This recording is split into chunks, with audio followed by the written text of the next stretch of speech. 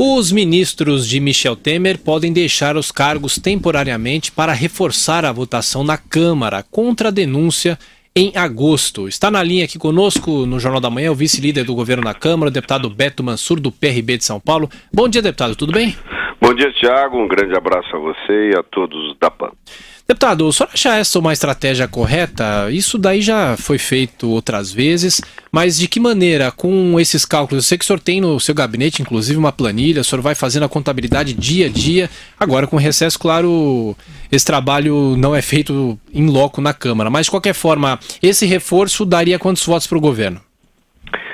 Olha, eu fiz uma conta há uma semana atrás, a gente tinha 262 votos a favor do encerramento da denúncia, 80 votos indeciso e 170 parlamentares a favor da denúncia.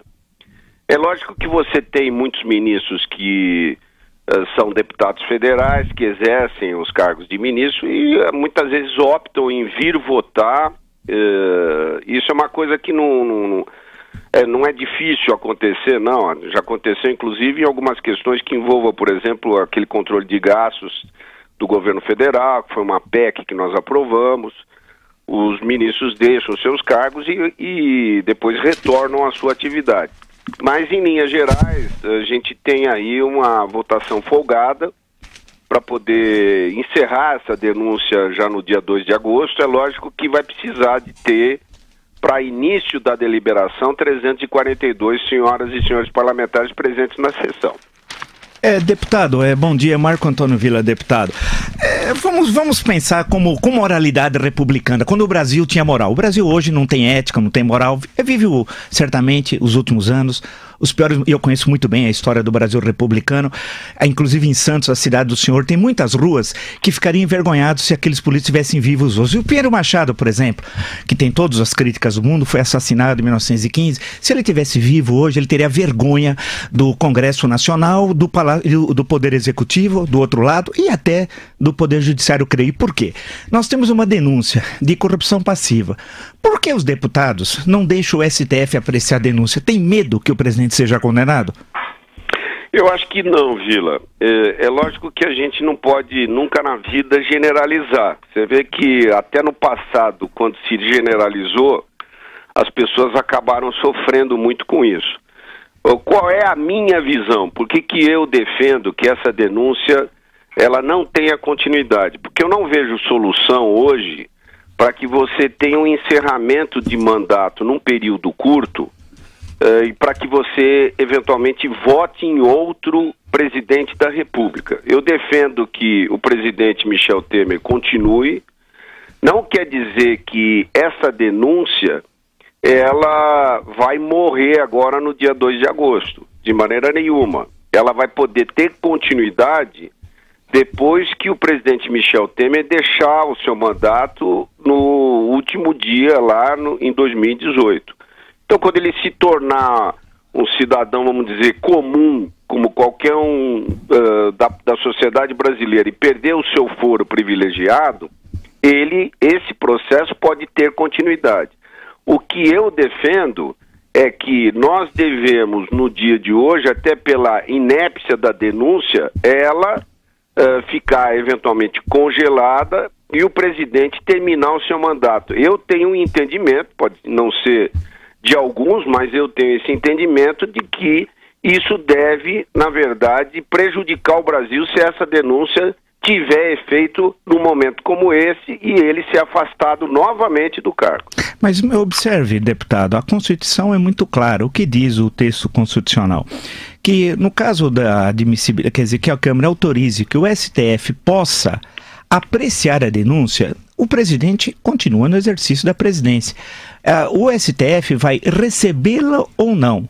Só no momento em que recebê-la, porque vai encontrar indícios que justifiquem a abertura de uma ação penal, nesse caso, o presidente seria réu. E, sendo assim, o texto é muito claro, ele seria obrigado a, até 180 dias, enquanto corre o processo, a se afastar da presidência e retornaria após 180 dias, caso o processo não tenha terminado tal.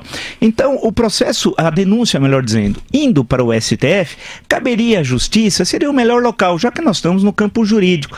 O STF e os 11 ministros podiam recebê-la ou não. Caso não a receba, e o presidente continua no exercício do cargo, o assunto está encerrado, porque fica pesando sobre o presidente uma acusação gravíssima, deputado, de corrupção passiva, e na medida que os deputados colocam obstáculos para que o STF possa apreciar se vai recebê-lo ou não, fica uma espécie de conivência dos parlamentares com uma acusação que é caso único na história do Brasil republicano. No exercício da função, um presidente ser acusado de corrupção passiva. Além, lembrando ao senhor deputado que outras duas denúncias devem chegar logo à Câmara, uma de formação de organização criminosa e outra de obstrução à justiça, né? Sim, só que, eu repito, eu tenho uma opinião. Eu acho que a acusação, na minha opinião, é muito fraca. E você acaba, Vila, gerando uma instabilidade no país, coisa que a gente não precisa e não quer. É lógico que você, se tem uma denúncia, e normalmente o que acontece é que o Supremo, ele aceita a denúncia para que possa ser, para que se você possa ter aí uma ação penal para que se aprofunde no tema, isso com certeza acaba gerando algo ruim para o país, porque você mais uma vez tira um presidente da República, assume o presidente da Câmara, que também tem inquéritos, etc. Então, eu tenho uma posição, eu inclusive li aquela carta do nosso ex-presidente Fernando Henrique Cardoso, aquela ideia de que o presidente Michel Temer poderia encurtar o seu mandato para que a gente pudesse aprovar uma reforma constitucional para encurtamento de mandato e tentar fazer uma nova eleição.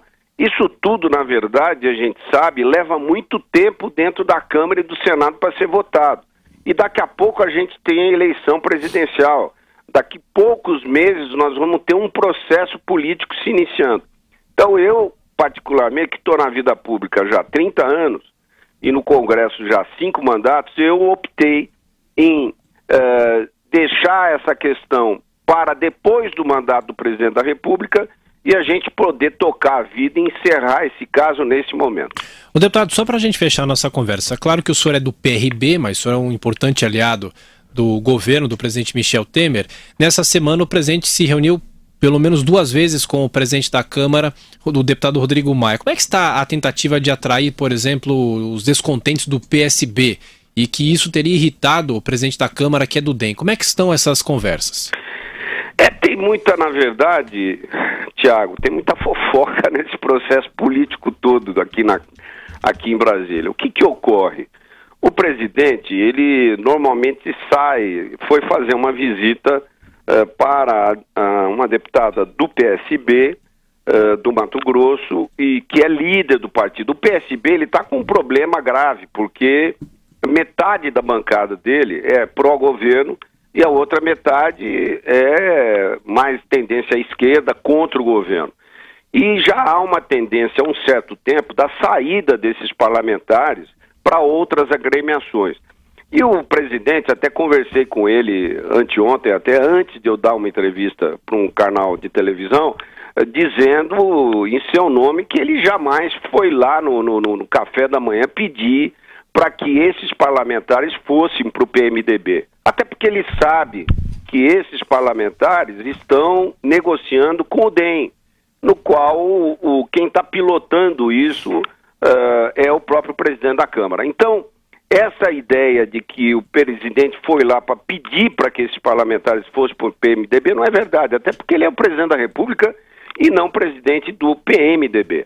A relação entre o presidente Michel Temer e o Rodrigo Maia, que são 2 pessoas nas quais eu convivo diariamente, ela é muito, muito boa. Vice-líder do governo na Câmara, o deputado Beto Mansur, do PRB de São Paulo, atendendo a Jovem Pan. Muito obrigado pela entrevista ao Jornal da Manhã. Bom dia, deputado. Grande abraço a vocês e um abraço especial a todos os ouvintes.